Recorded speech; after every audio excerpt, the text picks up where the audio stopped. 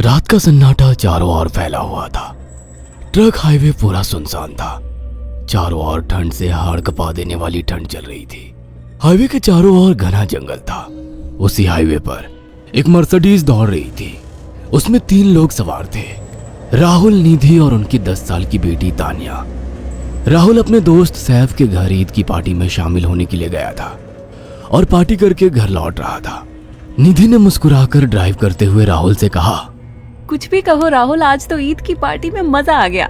हाँ, मेरा दोस्त बहुत ही बिंदास और हंसी मजाक करने वाला व्यक्ति है। मैंने देखा उसके घर पर शहर की एक से एक बड़ी हस्ती थी, मगर फिर भी वो उन सबको इग्नोर करके हमें इम्पोर्टेंस दे रहा था।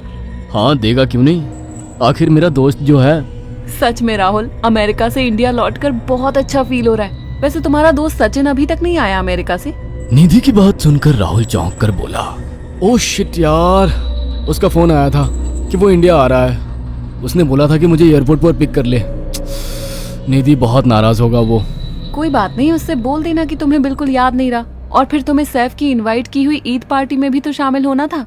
निधि ने इतना बोला ही था कि उसकी बेटी तानिया ने अपनी माँ की ओर देखकर कहा, मुझे भूख लगी है माँ, और प्यास भी। तानिया की बात पर निधि ने बुरा सा मुंह बनाकर उसकी ओर देखकर कहा, पार्टी में तो इतना खाया था तुमने, फिर भी भूख लगी है। निधि की बात पर तानिया ने मासूम सा चेहरा बनाकर कहा, कोई बात नहीं मम्मी, मुझे पानी ही पिला दीजिए। कितनी बार बोला है मुझे मम्मी मत बोला करो। पानी अभी नहीं है, आगे जाकर कोई शॉप पड़ेगी तो बोतल खरीद के दे दूंगी। निधि की बात पर राहुल ने मुस्कुराकर कहा, छोटी बच्ची है निधि, इतना नाराज होना सही नहीं है। राहुल ने इतना कहा ही था कि अचानक एक काली परछाई राहुल की कार के सामने आकर खड़ी हो गई। राहुल के पैर अचानक ब्रेक पर पड़ गए। गाड़ी तेज रफ्तार में थी। ब्रेक अचानक लगने से पलटते पलटते बाल बाल बची थी। राहुल के चेहरे पर भयानक ठंडी में भी पसीने की बूंद टपकने लगी। वो दोनों कार से बाहर निकल आए। निधि ने डरते हुए कहा, आखिर कौन था ये?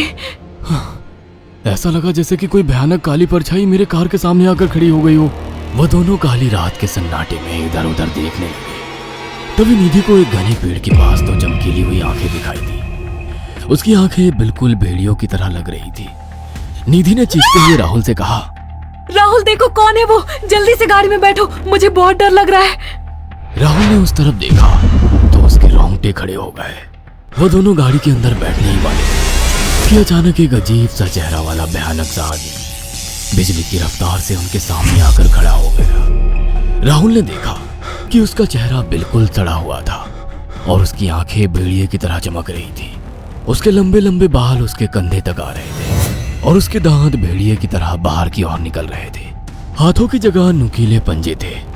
राहुल को देखकर अजीब से अंदाज में हंसने लगा, मगर जैसे ही राहुल की नजर उसके कपड़ों पर गई, राहुल की आंखें फटी की फटी रह गई। वो हकलाते हुए बोला, भाईजान, भाईजान, मुझे माफ कर दो, मुझे छोड़ दो। राहुल ने इतना कहा ही था कि अचानक उस अजीब से देखने वाले भयानक आदमी ने अपने पंजों से राहुल की गर्दन कसकर पकड़ ली और एक ही सेकंड में उखाड़ कर जमीन पर फेंक दी। राहुल के धड़ से लाल रंग का खून का फुहारा फूट पड़ा।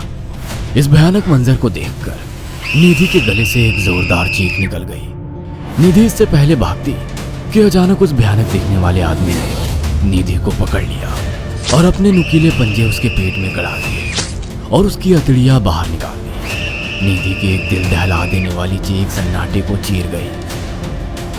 अचानक हवा का एक बवंडर उठा और वो भयानक सा दिखने वाला व्यक्ति देखते ही देखते बवंडर के साथ गायब हो गया। तानिया ने डरते डरते निधि के मोबाइल से पुलिस और सैफ को बुला लिया और कुछ ही देर में वहां चारों ओर पुलिस की गाड़ियां थी। पुलिस ने राहुल के दोनों दोस्त सैफ और सचिन को वहीं बुला लिया। इंस्पेक्टर अर्जुन ने दोनों से कहा, मैंने ऐसी हत्याएं अपने करियर में कभी पहले नहीं देखी। ये काम तो ना किसी जानवर का लगता है, ना ही किसी इंसान का। सचिन कपकपाती हुई आवाज में बोला, आप कहना क्या चाहते हैं? कुछ कह नहीं सकता। जिस किसी ने भी इन दोनों को मारा है, उससे एक बात तो साबित होती है कि वो इन दोनों से हद से ज्यादा नफरत करता था।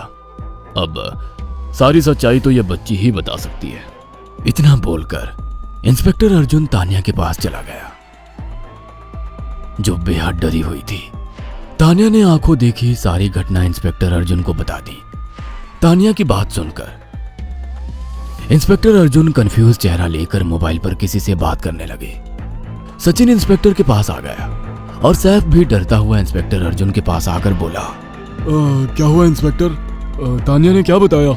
उसने जो बताया वो काबिले यकीन नहीं है। उसकी बात पर किसी भी तरह से यकीन नहीं किया जा सकता। फिर भी कुछ तो बताया इंस्पेक्टर। हाँ, उस बच्ची के मुताबिक एक भूत ने निधि और राहुल को बड़ी बेदर्दी से मारा है। इंस्पेक्टर की बात सुनकर दोनों बुरी तरह से चौंक गए। क्या मतलब है इस बात का? बच्ची बेहद डरी हुई है। हम आगे की तफ्तीश जारी रखेंगे। निधि और राहुल तो चले गए, अब तानिया को मैं रख लूंगा। नहीं, राहुल मेरा अच्छा दोस्त था। तानिया अब मेरे साथ रहेगी। देखिए, बच्ची के माँ बाप अब इस दुनिया में नहीं है और आप दोनों भी शादीशुदा है। मुझे नहीं लगता कि आप दोनों बच्ची की सही से देखभाल कर सकते हैं। मेरी कोई औलाद नहीं है। मैंने अपनी पत्नी को फोन कर दिया है, वो भी IPS ऑफिसर है। ये बच्ची आज से मेरे साथ रहेगी। उसका मासूम चेहरा मेरे दिल में उतर गया है। अब तुम दोनों जा सकते हो। पूछताछ के लिए मैं जब भी तुम्हें बुलाऊं तुम दोनों आ जाना। इंस्पेक्टर ने ये बात बोली ही थी कि अचानक वहां पर मौसम बदल गया। चारों ओर काली घटाएं छा गई और एक भयानक बवंडर उठा और देखते ही देखते सब पुलिस वालों के सामने वो भयानक चेहरे वाला आकार सबके सामने खड़ा हो गया। उसको देखकर सबके रोंगटे खड़े हो गए। देखते ही देखते उसने अपने भयानक पंजे सैफ की आंखों में डालकर उसकी आंखें निकाल ली। सैफ ने चीखते हुए वहीं दम तोड़ दिया। उस भयानक आदमी को देखकर सचिन उसके पैरों पर गिर गया। तुम तो भाईजान से कपड़े पहने हो। मैं समझ गया, तुम भाईजान हो। मुझे माफ कर दो भाईजान, मुझे यहाँ से जाने दो। मैंने कुछ नहीं किया था। वो भयानक चेहरे वाला गुर्राते हुए बोला, बता इन सबको कि ये सब इतनी भयानक मौत क्यों मरे। सचिन दौड़ता हुआ इंस्पेक्टर अर्जुन के पास गया और बोला, मैं जानता हूँ इसने इन तीनों को क्यों मारा। इसका नाम भाईजान था। जब ये जिंदा था ये किसी का भाई किसी की जान था। बहुत साल पहले ये हम सबका बहुत अच्छा गहरा दोस्त और बिजनेस पार्टनर था। ये सबकी बहुत मदद किया करता था। इसकी प्यारी सी बेटी थी तानिया, जो इस वक्त कार के अंदर बैठी हुई है। ये इसी की बेटी है। भाईजान अपने सारे पैसों से एक बहुत बड़ा हॉस्पिटल खोलना चाहता था जिससे गरीबों का मुफ्त इलाज किया जा सके, मगर हम तीनों इसके लिए तैयार नहीं थे।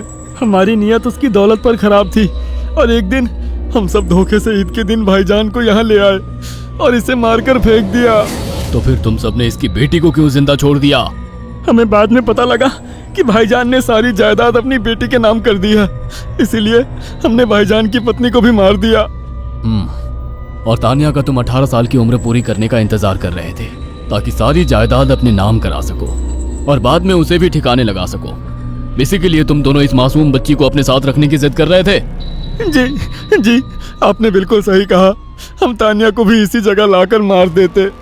सचिन की बात सुनकर इंस्पेक्टर अर्जुन की आंखों में खून उतर आया। इंस्पेक्टर अर्जुन के कुछ कहने से पहले ही भाईजान बिजली की रफ्तार से इंस्पेक्टर अर्जुन की आंखों के सामने से सचिन को पकड़कर ले गया और उसके शरीर के टुकड़े टुकड़े कर दिए और हवा में उठे एक तेज बवंडर के साथ गायब हो गया। सारी घटना इंस्पेक्टर अर्जुन की आंखों के सामने हुई थी। तानिया को इंस्पेक्टर अर्जुन और उसकी पत्नी ने अपनी बेटी की तरह पाला। अगर आपको हमारी ये कहानी पसंद आई हो तो इसे लाइक और शेयर करना ना भूलें। साथ ही ऐसी और नई कहानियों के अपडेट्स पाने के लिए हमारे चैनल अक्षु टीवी को जरूर सब्सक्राइब करें।